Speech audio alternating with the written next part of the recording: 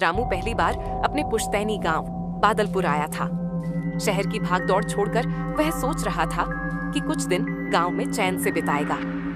शाम को चौपाल पर बैठे बुजुर्गों से बातें करते हुए उसने गांव की कहानियां सुनी। गांव के बीचों बीच एक पुराना कुआं था। हर कोई उससे दूरी बनाए रखता था। बुजुर्ग बोले, बेटा, उस कुएं से दूर रहना। जो भी उसका पानी पीता है वो कभी लौटकर नहीं आता। रामू ने हंसते हुए कहा, ये सब अंधविश्वास है। गांव वाले चुप हो गए, पर उनकी आंखों में सच्चा डर झलक रहा था। रात ढल गई। रामू अपने पुराने घर में अकेला बैठा था। बाहर तेज हवा चल रही थी। छत की कड़ियां चरमरा रही थीं। उसने अपने पास रखा घड़ा उठाया तो देखा घड़े में पानी खत्म। गला सूख रहा था। उसके मन में अचानक कुएं का ख्याल आया। लालटेन उठाई और धीरे धीरे गलियों से होता हुआ गांव के बीच पहुंचा। चारों ओर गहरा सन्नाटा पसरा था। न कोई आवाज, न कोई हलचल।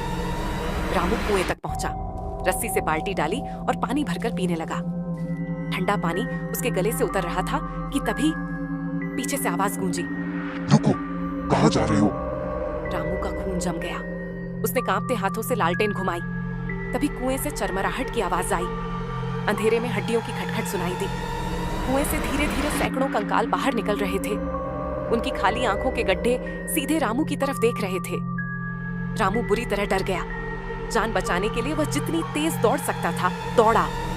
उसकी सांसें टूट रही थीं, पर कंकालों के पैर जैसे बिना आवाज के उसके पीछे सरक रहे थे। किसी तरह घर में घुसकर उसने दरवाजा बंद कर लिया। दिल जोर जोर से धड़क रहा था।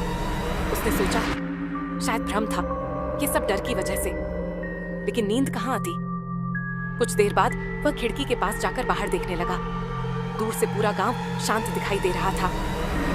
अचानक उसकी नजर कुएं पर पड़ी। कुएं के पास एक आकृति पड़ी थी। उसने आंखें मली और गौर से देखा। दिल दहल गया। वहां उसका अपना ही शव पड़ा था, उसी हालत में जैसे किसी ने अभी अभी उसकी जान खींच ली हो।